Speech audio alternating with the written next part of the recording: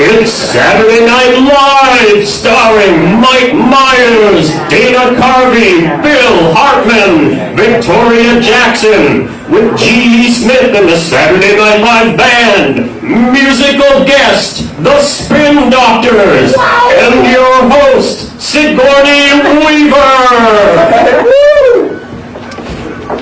Sorry, I just had a flashback from the early 90s. Anyway, I think of a lot of weird things throughout the day. Is there such thing as kinky sexual harassment? Hey, Lorraine, looking good. You look good tied in a copier.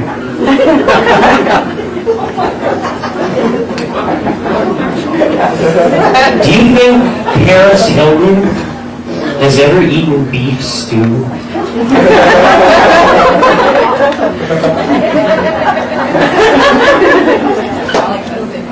I took a poetry class at Northern a while back, and really, thank you.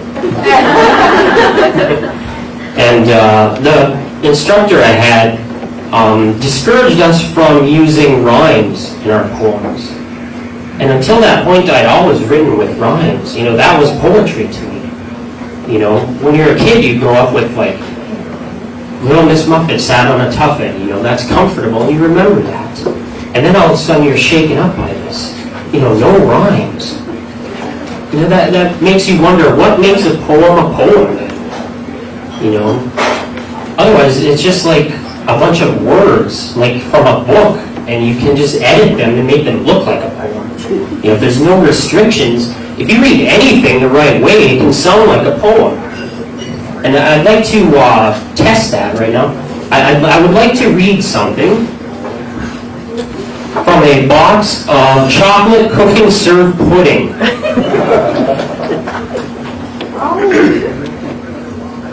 Stir mix into 2 cups milk in medium saucepan. Bring to boil on medium heat, stirring constant. Serve warm or chilled. Pudding thickens as it cools. Makes 4 half cup serves.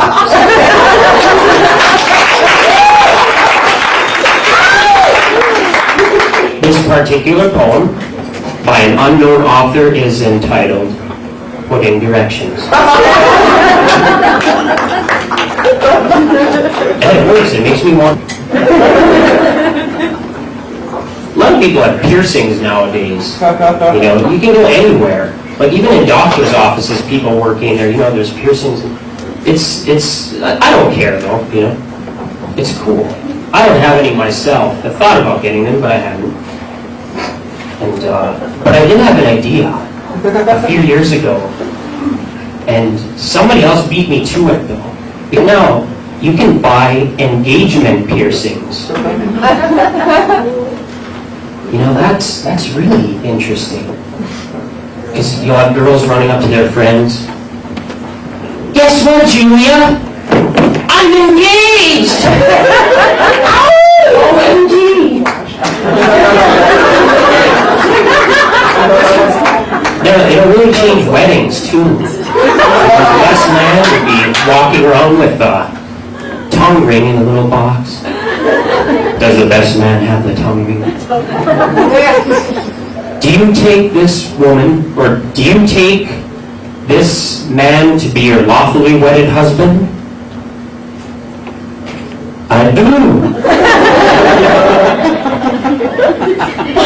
Thank you.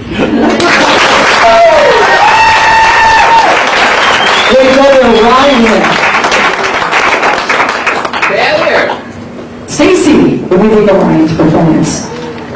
So, did you guys see the new Saw movie? No, I saw Saw. Have you seen any of them? All 30 of them? I didn't see the new one yet, so I'm waiting. But I I was reading about the movies. Do you know that the actor that plays the Jigsaw Killer in those movies, in real life, he's a Little League baseball coach. That's gotta be weird. You know, it must be hard for him to get people on his team, though, walking up to kids. I want you to play a game. I gotta obey the rules. I am happy to be here tonight. Happy to be able to be here tonight with all the illnesses and like swine flu going on. About a month ago, I thought I had swine flu, but I looked at the symptoms and I didn't have fever or chills, and sure didn't have a loss of appetite. I've been eating like a pig.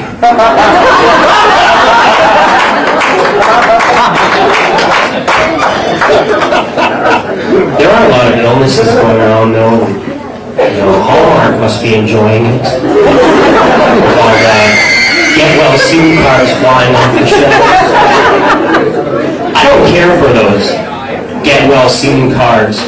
To me, they're just a little too vague. It seems like something you'd send to somebody that you don't care for that much.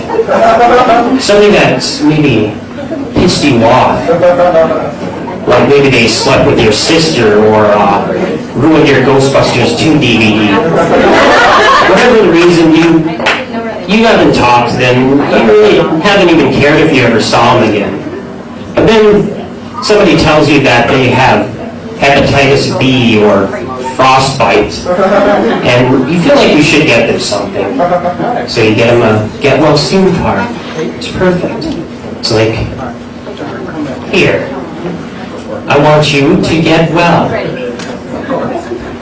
but not now. Soon. Get well in a month or two. I do worry about illnesses and stuff more. This past December, on New Year's Eve, actually, I became a first-time father. And I love it. It's a lot of fun. But you know, you do worry about things more. You know, I worry about. I want him to know that I'm going to be there for him all the time. You know, that he can trust me. And as parents, we don't always send that message. I think a lot of times we confuse children. Just to give you an example, let's say there's a little boy, Billy. He's laying in bed, he's asleep, and he's having this terrible nightmare that this monster is chasing him. And he's tossing and turning, and he wakes up and he screams, and his mom runs in. Billy, what's wrong? Mommy, this monster is chasing me. Oh, Billy, you must have been just having a bad dream. There's no such thing as monsters. Yes, there is. He's after me, and he hit me, and he knocked my tooth out. Oh, Billy, you must have hit your bed on the bedpost. Oh, come here. It's going to be okay. Don't worry. No, he's going to get me again. The monster's going to get me again. Billy, don't be ridiculous. There's no such thing as monsters. It's all nonsense. They're made up. There's no such thing. Now let's take this tooth of yours and put it under your pillow, and the tooth fairy will fly in here and give you a doll.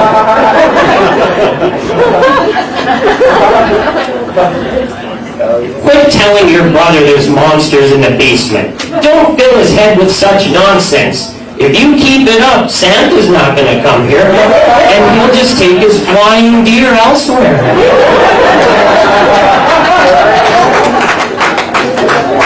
There's no such thing as monsters.